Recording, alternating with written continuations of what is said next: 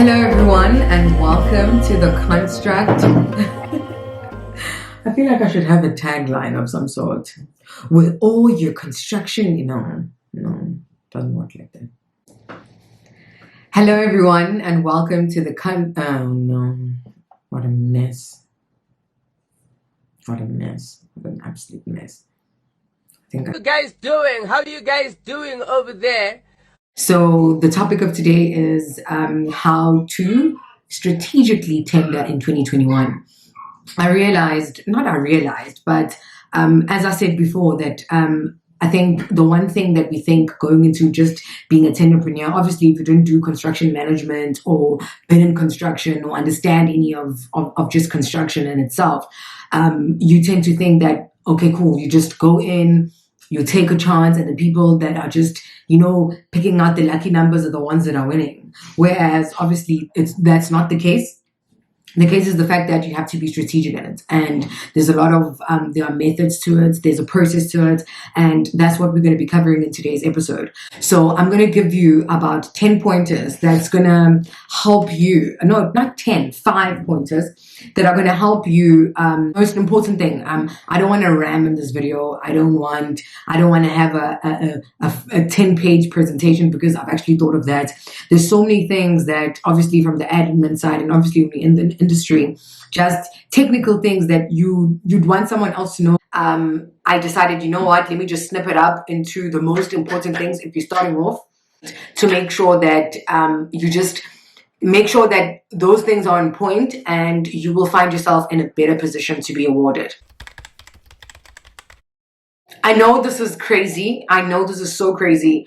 And I know a lot of people are just like, Pililo, why are you doing this? But I'm telling you, a lot of people don't do it. Always use a black pen. Like, I don't understand. Like, it's written there, but, like, some of us don't do it. But always make sure, like, especially when you're getting into anything, any formal documents, just always make sure that you have a black pen in the car, a black pen in your bag. So if you need to sign, or you need to be filling out documents, or you need to be doing anything, always make sure that you are using a black pen. So if it's not in black, then it's invalid. So please just make sure that you always use a black pen. That's the first one. I know it's stupid, but some people, you just don't know. The second thing is price is king. Like, I think that I should have actually made that the last one. Like, price. Okay, let me just skip that one. We'll tackle it at the end.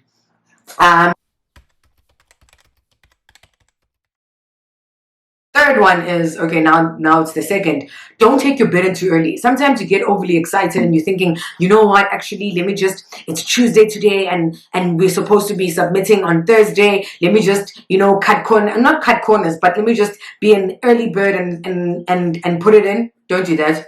Don't do that. Don't do that, because there are other places where you have like other bids that are coming on different other days, and it might be the day that you put yours in because you want to be early, but don't do that, because it might get mixed up. You can't blame the people that are. Just don't do it. Just don't do it.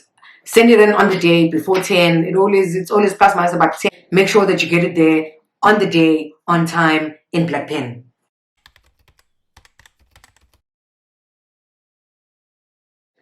Don't tender for things that you are not well versed in. Like, it's like, now I'm going to go and enter a competition for breakdancing. I can't breakdance. What am I doing there? So it's the same principle with tendering. Don't go into things that you are not well versed in. Yes, I understand the point. You want to diversify, but make sure that if you're going to diversify in what you're tendering for, now we create a sustainable business. So one, understand your niche first. Get one thing, get it right. Make sure that all your strategies for that thing are working, or for that product, or whatever you're doing. Make sure that one thing, you got it right, it's working, the strategy is working, and then start diversifying. I know that you want to put a lot of your eggs in a different baskets, because you don't know which one is going to pop at which time or hatch at what time. But if you're going to put them into 5, then make sure that you are well versed in all those 5, in terms of just how that product works, what are the metrics, how what are the pricing strategies. Always like understand it to the T, so you'll be able to work the system in order for you to price effectively and in turn get awarded.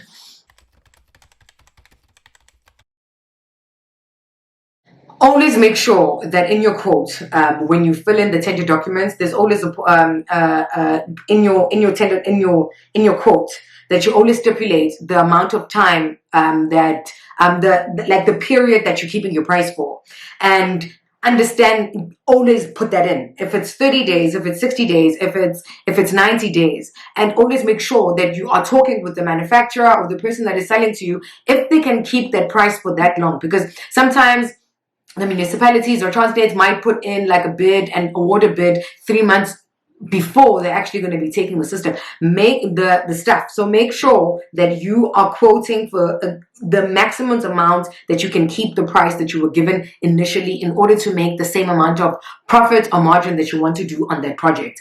So always make sure that you stipulate that time. Because then if you have a price increase, then you can't give them the same price, and that won't help you, or you end up not making money off that project, and you don't want to do that. Like all of that efforts, transporting, doing all of these things, or doing that construction, you don't want to do that. So make sure that you give them a good enough time, which is the reasonable time. I would suggest is always 30 days, unless you make sure that you have spoken to the person, spoken to the entity that is selling you the stuff, and you know that they can keep that price for that long. So as long as you've done that, then you should be okay. Those are the okay. And then we are going to the last one.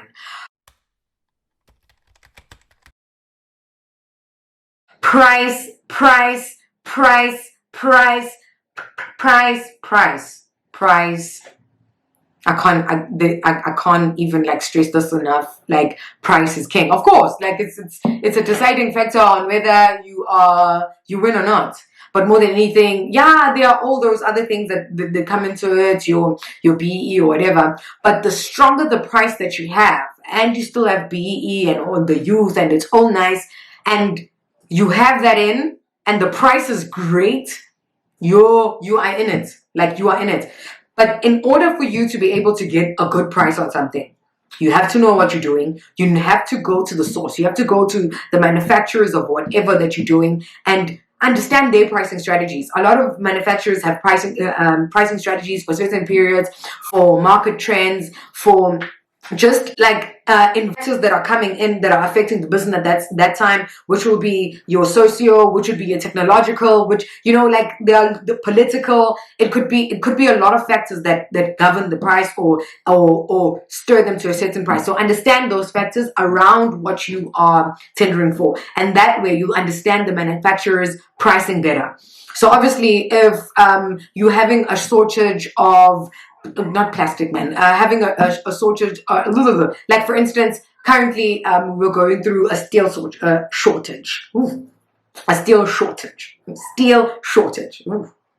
Steel shortage, which affected the prices, because now the harder it is for the manufacturer to get the raw material, the more expensive the pricing will be, and the lead time also will change. So you need to understand all those factors and obviously know all those things. You need to know the lead time. You need to know, okay, cool, if they're increasing judging by this time, the rand is strong, so they're getting the materials at a cheaper rate or whatever. So, which means that I am in a position to negotiate my price, because obviously now their cost of getting the product is lower, which means they can move around in terms of pricing. Understand that. You need to get that point in order for you to be able to, even when you're negotiating prices, negotiating relationships around what you are supplying, you know exactly who to talk to, you know exactly what's happening around them, and you know how far you can stretch it.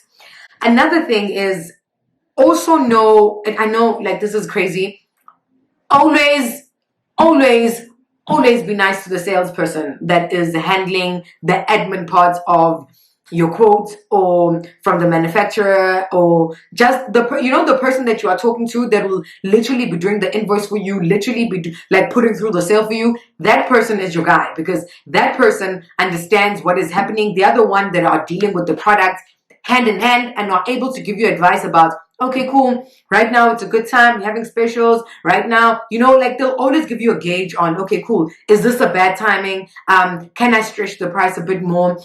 Can I, like they will, because they understand they are working, there are systems into it. They are doing the quotes. They knowing the cost price. They know. So always be nice to that person. They can help you. Obviously, they're not going to give you like information that they can't. But obviously, if they like you and you guys have a relationship, then you are able to talk and you are able to understand their environment a bit better in order for you to price your stuff better. Okay.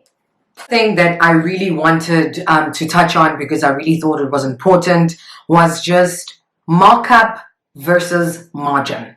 So just to put this simply without getting into like, okay, now finance 101, it's just margin. No, let's start with markup.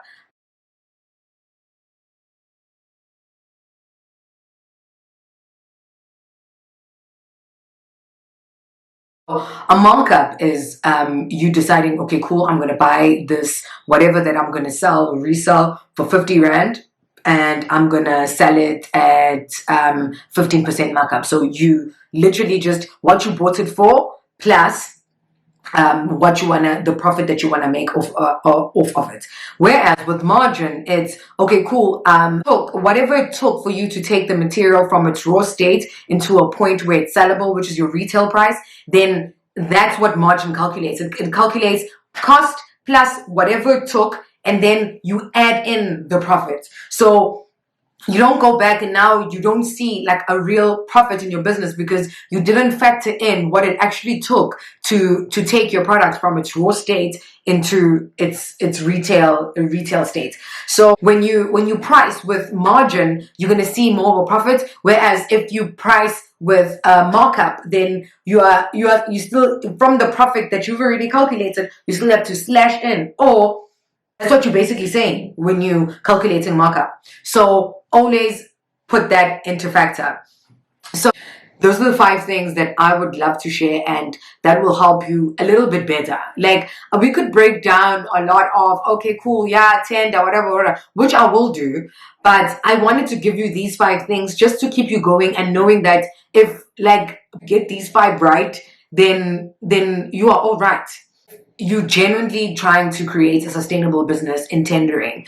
These are the factors that you have to put into your business. You have to put into the way that you think about just entering this market and tendering effectively and strategically as well. I hope this was worthwhile.